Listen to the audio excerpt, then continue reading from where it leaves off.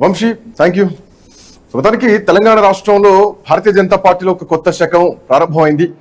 ఇప్పుడే అధ్యక్షుడిగా బాధ్యతలు స్వీకరించిన తర్వాత మాజీ ఎమ్మెల్సీ భారతీయ జనతా పార్టీ తెలంగాణ రాష్ట్ర అధ్యక్షుడు మాజీ ఎమ్మెల్సీ రామచంద్రరావు ఇప్పటిదాకా మాట్లాడడం జరిగింది. నేను సౌమ్యుణ్ణి అని చెప్పేసి ఒక ప్రచారం చేస్తున్నారు.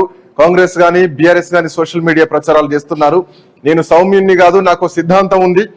ఇప్పటికే గతంలోనే విద్యార్థి ఉద్యమంలో భాగంగానే లాఠీ చార్జీలు ఎదుర్కొన్న, పోలీసు లాఠీ చార్జీలు తిన్నా, 14 సార్లు జైలు పోయినటువంటి వ్యక్తి, అక్కడ నా చెయ్యి కూడా ఇరిగింది అసెంబ్లీ ముందు ధర్నా చేస్తే అని తానులో ఉన్నటువంటి ఆ అగ్రెసివ్నెస్ ని చూపించేటువంటి ప్రయత్నం చేశారు భారతీయ జనతా పార్టీ తెలంగాణ రాష్ట్ర అధ్యక్షులు రామచంద్రరావు. సో ఈ అంశం ఇట్లా అయితే గనక ఒకవైపు రాజాసింగ్ అంశం అట్లాగే ఉంది, అటు ఈటల రాజేంద్ర అంశం అట్లాగేనే ఉంది. అఫ్ కోర్స్ ఇక్కడ ఉన్నటువంటి పరిస్థితుల్లో ఇప్పుడు ఏం జరగబోతుంది భారతీయ జనతా పార్టీలో? అధ్యక్ష ఎంపిక అయిపోయింది, కేంద్రం ఒక నిర్ణయం తీసుకుంది. అయితే ఇది స్టేట్ కమిటీ రబ్బర్ స్టాంపా, సెంట్రల్ కమిటీ స్టాంపా అన్నది మాత్రం చూడాల్సినటువంటి అవసరం ఉంది. సో దీని వెనకాలే చాలా చర్చలు జరుగుతున్నాయి. తెలంగాణ రాజకీయాల్లో భారతీయ జనతా పార్టీ తీసుకుంటున్న నిర్ణయాలు కొంత అసంబద్ధంగా కనిపిస్తున్నాయా?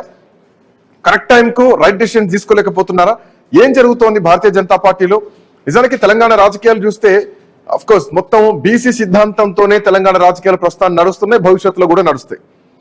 ఈ సిద్ధాంతానికి బీజం వేసింది గత ఎన్నికల్లో భారతీయ జనతా పార్టీ అని చెప్పడంలో ఎట్లాంటి సందేహం లేదు. రేపొద్దున తెలంగాణ వస్తే గనక ఖచ్చితంగా తెలంగాణలో బీజేపీ బీసీ ముఖ్యమంత్రిని అభ్యర్థిని పెడుతుంది అని చెప్పారు. ఆ సిద్ధాంతంతోనే భారతీయ జనతా పార్టీ ఉందని అనుకున్నారు. కానీ రాష్ట్ర అధ్యక్షుడి విషయంలో భారతీయ జనతా పార్టీ ఎందుకు సిద్ధాంతాన్ని తప్పింది, ఇచ్చిన మాటను తప్పింది? మోరోవర్ కనీసం ఎల్పీ లీడర్ గా కూడా బీసీ నాయకుడిని Bharatiya Janata party పెట్టలేకపోయింది.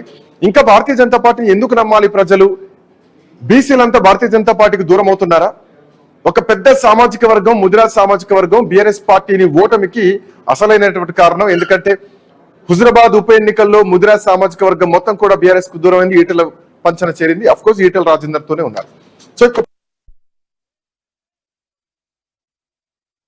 Bharatiya Janata party కోల్పోతుందా? BC ముఖ్యమంత్రి నినాదాన్ని తీసుకొచ్చి బీసీలకు భారతీయ జనతా పార్టీ వల్ల దూరం అయిందా? ఈ ప్రశ్న కనిపిస్తోంది. ఈ ప్రశ్న వెనుక ఇంకా చాలా అంశాలు, కొంచెం డీప్ గా వెళ్తే చాలా అంశాలు చర్చలు చేయాల్సినటువంటి అవసరం ఉంది.